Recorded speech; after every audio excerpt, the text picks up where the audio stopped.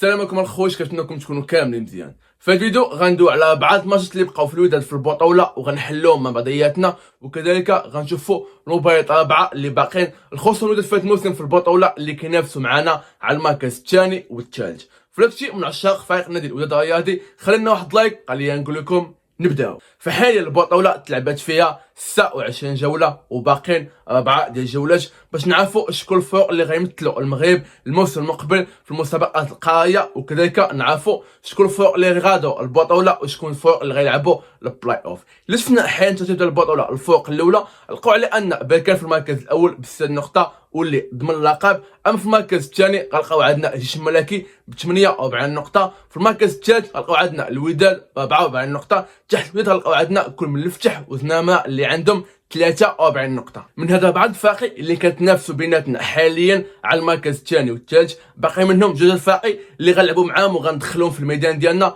في هذا 4 الجولات اللي بقاو، اللي هما الجيش الملكي وزنامة. اما بالنسبة للفتح اللي تعادلنا معاه في النقاط في نهاية الموسم، فتفوق الوداد في المواجهات المباشرة بالفريقين في هذا الموسم، ربحنا في مباراة وتعادلنا في مباراة. داكشي علاش خاصنا نربح ضد الجيش الملكي وزنامه باش تعادلنا معاهم في النقاط في نهايه الموسم غيكون تفوق الوداد، حيت مباراه الذهاب كنا تعادلنا معاهم بجوج، داكشي علاش خاصنا نربحوهم في الميدان ديالنا بجوج بهم. اما الفرق اللي تقدر تخاف منه اللي تعادلنا معاه في النقاط واللي حتى هو قريب منا بينه وبينهم بعض النقاط، اللي هو المغرب الفاسي اللي عنده حاليا 41 نقطه. كيف ما كنعرفوا المغرب الفاسي هو الفريق اللي ربحنا في هذا الموسم ذهابا وايابا، اللي تعادلنا معاه في النقاط فغيكون تفوق المغرب الفاسي. فحاليا البطوله وصلت لواحد المرحله اللي حساسه فيها، اي نقطه واي هدف ضائع ولا اي فرصه ضائعه غتفرق مع اي فريق، تقدر تدمر فريق وتنهي ليه الموسم ديالو، ومن جهه اخرى تقدر تحيي امال فريق اخر باش ينافس على المراكز الافريقيه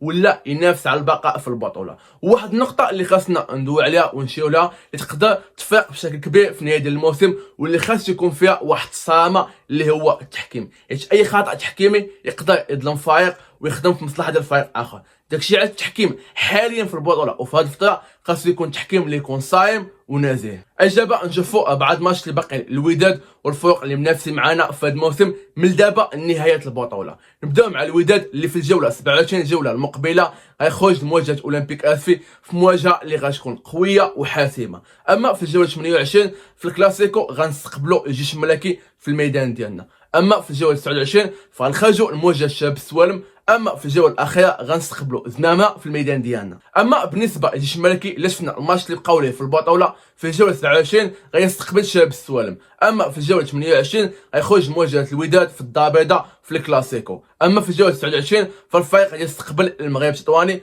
اما في الجوله الاخيره فيخرج الجيش الملكي لمقابله حسنيه اكادير. اما بالنسبه لزنامه في الجوله 27 غادي يستقبل المغرب الفاسي. اما في الجوله 28 غيخرج لمواجهه المغرب التطواني. اما في الجوله 29 فغادي يستقبل اتحاد تواقع. وفي الجوله الاخيره غتكون عنده مباراه مع الوداد في الدار البيضاء. اما بالنسبه للفتح الرياضي في الجوله المقبله الجوله 27 غادي يستقبل المغرب التطواني. اما في الجوله 28 غادي يخرج لمواجهه الدفاع. في الجوله 29 غادي يستقبل حاسة اكادير. اما في الجوله الاخيره فغادي يخرج لمواجهه النادي المكناسي. في الحدث اللحظه كلشي باقي ملعوب على المركز الثاني والمركز الثالث، ولكن حنا اللي كيهمنا هو المركز الثاني، وهذا الشيء غيبان لنا من المباراه المقبله امام اولمبيك اسفي.